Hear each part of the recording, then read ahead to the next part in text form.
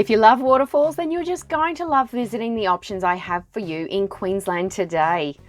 Hi guys, I'm Chris and I've been a local to Queensland most of my life. With such a big state, it's taken me a while to collate this list today, so hopefully you'll get some great ideas to add to your list for your next holiday. However, I will note that I have more in-depth videos in the description below on some of these waterfalls. First up today, we have Finch Hatton Gorge, or the Arulian Cascades. This would have to be one of my favourite waterfalls in Queensland to visit, especially for swimming. It takes about 20 minutes one way to walk in a formed track. Not only that, but the water is running all year round and always very loud and impressive. Although with so much water coming down, expect it to be very cold, but this is always refreshing on a hot summer day. Know that these falls can be busy, especially during the holidays, but you can always walk further along the Wheel of Fire track and come to another gorge that generally has less people. The only downside is these falls can be hard to get to with river crossings, especially after high rainfall, and it is recommended for a four-wheel drive vehicle. I've managed to get to Cedar Creek Falls a couple of times over the years and takes about 20 minutes to drive there from Airlie Beach. I'll first say that it's much nicer in the summertime or after some rain. Unfortunately, there isn't much water around after winter and therefore a small trickle coming down. But if you visit between December and April, then it'll be much better. The waterhole is large and would hold a lot of people escaping the heat in the summertime. There is even an unformed walking track up to the top of the falls with a couple of smaller rock pools to check out. But this area is not safe for everyone. Queen Mary Falls is close to the border of New South Wales and 2 lookout points and a hike down into the gorge to see it. The 2-kilometre hike will take roughly 40 minutes and take you very close to the falls themselves, although there is an expectation to get wet too, especially from the mist coming off. If you don't want to take the hike into the gorge, then there is a short walking path that takes you to 2 different lookout points and walking over the falls themselves. These can be completed in about 15 minutes return. Both points are on either side of the waterfall, although the further one has a better view. This is a brilliant waterfall to visit after a little bit of rain and plunges 40 metres into the valley floor. There's also a caravan park across the road along with a cafe and a bird feeding area. Daggs Falls you can see at the time when you're visiting Queen Mary Falls as well. Would have to be one of the easiest falls to get to, being 20 metres from the car park.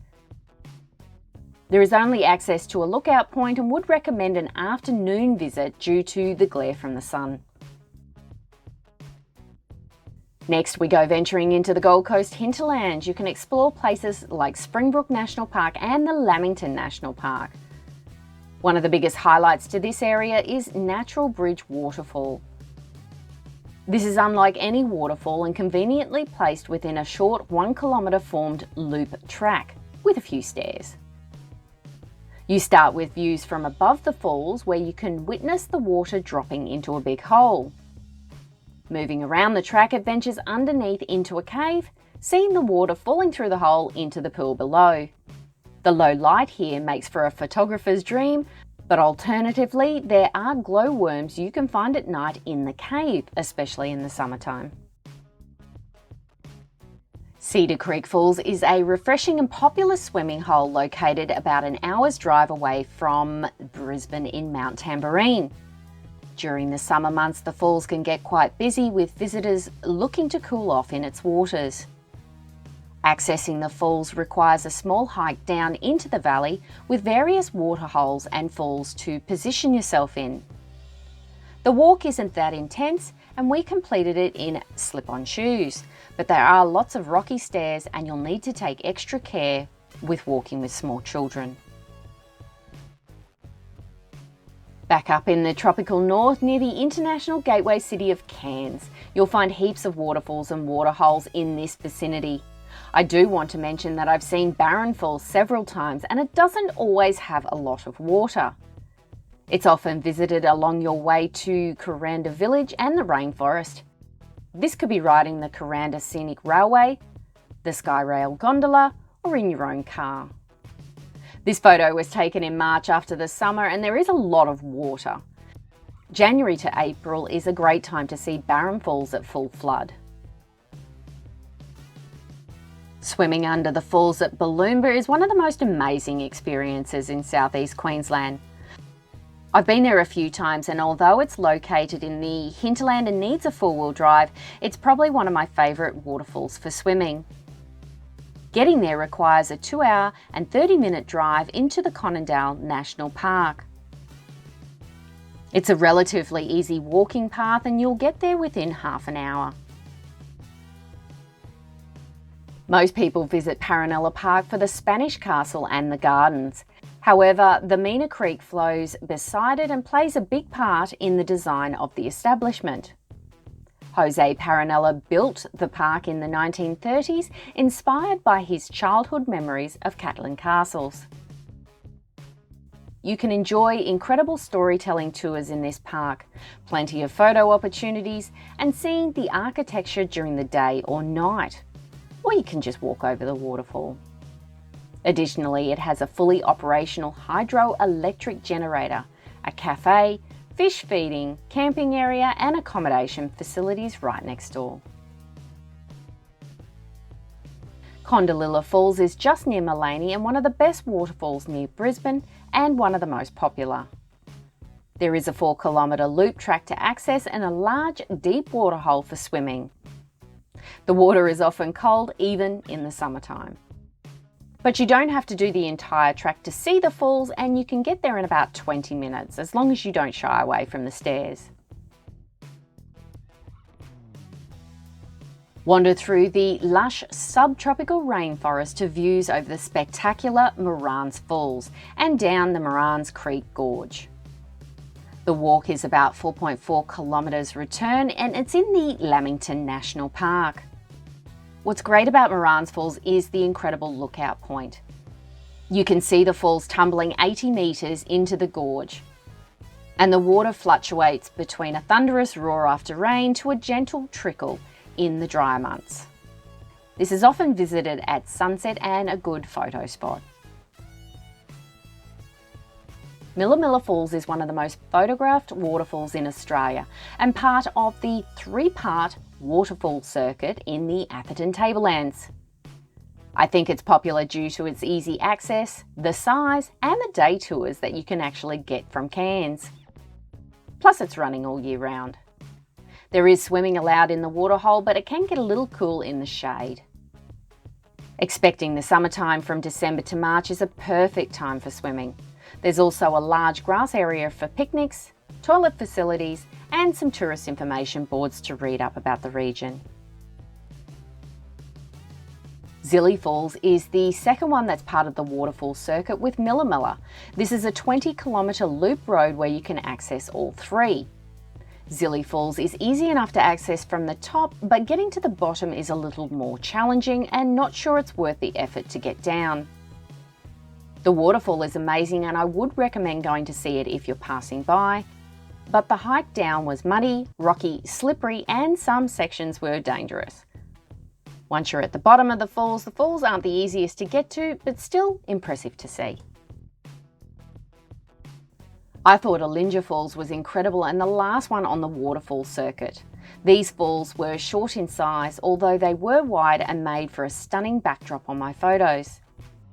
You can swim here too, but it can be shallow for anything more than just sitting and cool off from the summer heat. The hike is easy, mostly downhill on the way there, but a formed track. Although there are slippery rocks to walk over when you get closer to the falls. Back towards the Gold Coast and this time visiting Purlingbrook Falls. Lucky for most people, it can be explored from the top or down the bottom. It has 2 lookout points on either side. They're about 100 metres from the car park, which is convenient if you can't make the hike. Or alternatively, the 4-kilometre track is worth it since you venture down into the gully and seeing the waterhole from the bottom. Just make sure you're prepared for the uphill climb on the return. Another one in Lamington National Park is Ellabana Falls.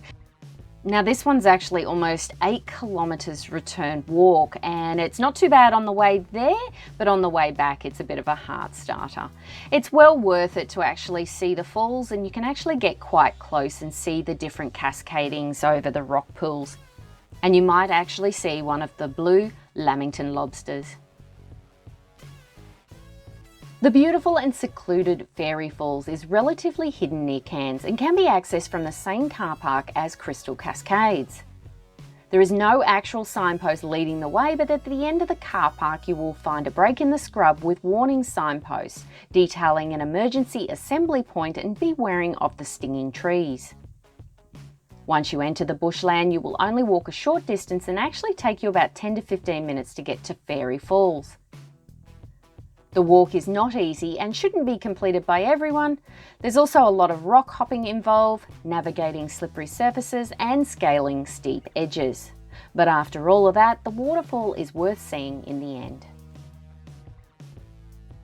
The Wujal Falls is located outside the small town of Bloomfield and in fact often called Bloomfield Falls.